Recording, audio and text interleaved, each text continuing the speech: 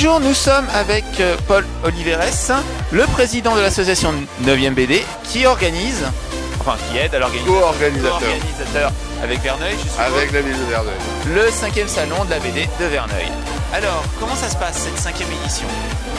Mieux qu'attendu, donc c'est la belle surprise. Le travail en amont, ça fait 1 an qu'on travaille sur cette édition. Et le travail en amont paye, on a vraiment un magnifique retour, et essentiellement des gens des communes alentours et de notre commune évidemment, mais en ayant travaillé sur les 3 communes, ça nous permet d'avoir vraiment du public local, mais aussi des collectionneurs, des passionnés qui viennent d'un peu plus loin, et ça fait vraiment plaisir, quoi. D'accord. Alors le salon est organisé, vous allez dire, en 5 pôles ou 5 thèmes exactement. Pouvez-vous nous les redire un petit peu? Alors il n'y a pas 5 thèmes sur le salon en fait. On a fait une exposition comme chaque année pour le salon. Oui. Où l'exposition cette année, ce sont les légendes arthuriennes, mais c'est un sujet tellement vaste qu'on a été obligé de scinder. Et donc on a fait 5 pôles principaux, les sites principaux, la table ronde, les personnages principaux. Et le dernier qui me revient en tête, c'est toute l'expansion qu'il y a pu y avoir après, toutes les idées qui ont pu surgir de ces thèmes-là pour aller vers des nouvelles BD jusqu'au manga, etc., qui s'inspirent des légendes arthuriennes et qui continuent cette légende, mais de nos jours, avec de la BD pas ancienne, mais de la BD récente et de la BD même plus que nouvelle, voire un peu déjantée. Donc on essaie de montrer toute cette évolution. Alors là, donc sur ce week-end de 2 jours, il y a combien de stands, ou plutôt combien il y a d'auteurs qui sont présents? Alors, un peu de chiffres. Alors un peu de chiffres, ouais. Alors, on va essayer de ne pas dire de bêtises, mais 67 auteurs présents en dédicace. Ouais. On a 2 maisons d'édition, Sandawe, qui est une maison belge de financement participatif, ce qui nous paraissait important, nous, pour des jeunes auteurs un peu moins connus qui puissent essayer de se faire publier avec du participatif. Nous avons les éditions Yield qui sont super bien représentées. Et après, nous avons travaillé avec 11 associations locales qui ont amené chacun leur petit grain, soit dans l'expo pour faire de la décoration, soit faire des animations. On a la ludothèque qui est là pour des jeux pour les enfants. On a les Matryoshka qui sont là, qui font du modelage. Ils vont nous faire des maquettes de Stonehenge, des menhirs, des dolmens, enfin voilà, à l'inspiration. Voilà, il y en a 11 qui bossent avec nous, ça serait difficile de toutes vous les citer, je cite les principales parce qu'elles sont présentes. On a Instalink qui est l'association qui fait de la peinture, et donc ils nous ont fait des beaux tableaux que vous pouvez voir là-bas, et ils nous ont fait des tableaux pour aussi notre exposition, et ils font, je pense qu'ils sont là en live, ils sont derrière moi normalement, mais ils font du live, ils font du tableau en live. Là, on a, là, ce que vous entendez derrière nous, c'est le groupe Apéro de la ville, qui est venu faire une petite animation, ça dure une demi-heure. En costume, on peut voir. En costume. Nous avons l'école des Tréteaux qui nous a beaucoup aidé, parce qu'ils ont fait pas mal de décors pour notre expo, et ils font en même temps des déambulations, des petites scénettes, etc. Donc on essaie de mettre de l'animation partout, tout le temps, pour qu'il y ait toujours quelque chose à voir, à faire. Et vous m'avez parlé d'un concours. Alors on a lancé 2 concours, un concours de jeunes auteurs. Donc on a lancé depuis le mois de juillet, donc pour essayer de trouver des jeunes auteurs de BD. C'est la 3e année qu'on le fait, avec plus ou moins de succès. Cette année, on a eu un peu plus de planches qui sont arrivées, parce que ça se joue sur une planche, l'histoire d'une planche, pas facile. Différentes catégories d'âge. On a eu 12 planches, je crois, cette année, et donc avec un vainqueur qui a la chance de pouvoir avoir un stand, montrer son travail, et partager avec des auteurs confirmés qui sont avec nous aussi. Et donc ils évoluent. Et là cette année, c'est la 2e année que Jamel gagne le concours. Il a gagné l'an dernier, et on voit l'évolution. C'est incroyable, l'évolution du dessin, du fait du partage qu'il a pu avoir avec les autres auteurs, qui l'ont aidé à faire évoluer son dessin, et aller vers le détail, aller fouiller son dessin, etc. Et on voit une évolution incroyable en 1 an seulement, c'est terrible. En parlant de jeunes auteurs, pardon. Je vois aussi là-bas, il y a un stand où il y a des enfants qui apprennent à dessiner. Oui, ça fait partie des animations.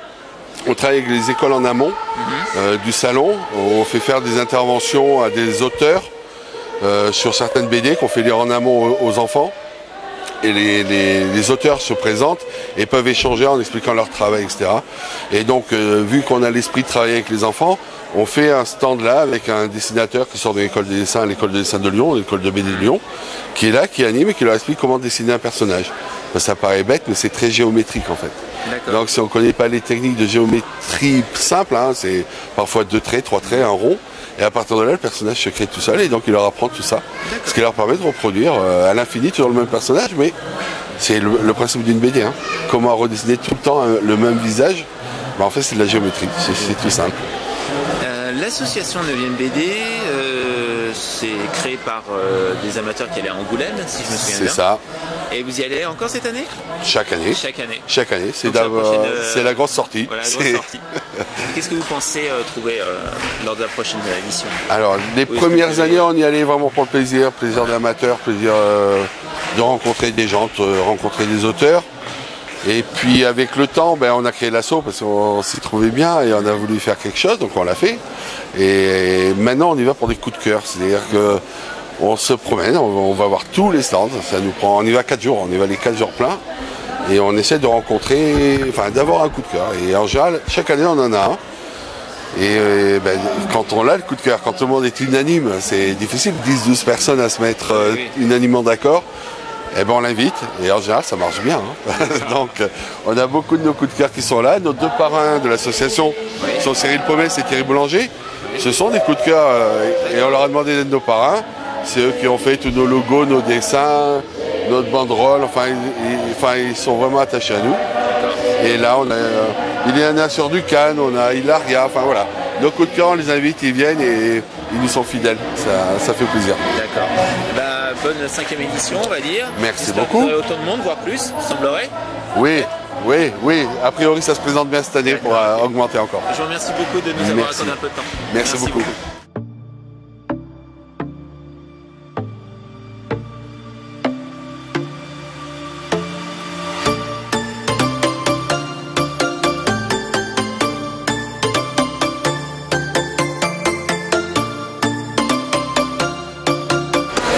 Nous sommes avec Jamel, bonjour. Bonjour.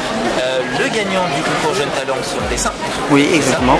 Justement. C'est la 2e fois que vous le gagnez. Oui, l'année dernière et cette année. Et est-ce que l'un de ces tableaux est celui qui a gagné, vous a fait gagner ou est-ce c'est pas un de ces tableaux, c'est 2 planches de bande dessinée qui sont exposées derrière. D'accord.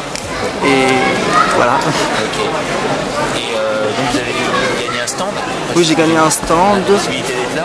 Oui, la possibilité d'être là et des dédicaces d'artistes. Et vous avez des projets pour l'avenir? Ouais. J'ai envie de devenir illustrateur, dessinateur et artiste dans le global. Quoi. Et l'année prochaine, vous pourrez encore Je ne pense pas parce que ça fait quand même un peu beaucoup. Deux fois de suite? Oui, c'est vraiment bien. Le président a dit que vous aviez beaucoup de talent, c'est pour ça. Oui. Bon courage. Merci. Et puis le jeune salon, j'espère que vous aurez beaucoup de succès. Merci beaucoup. Merci.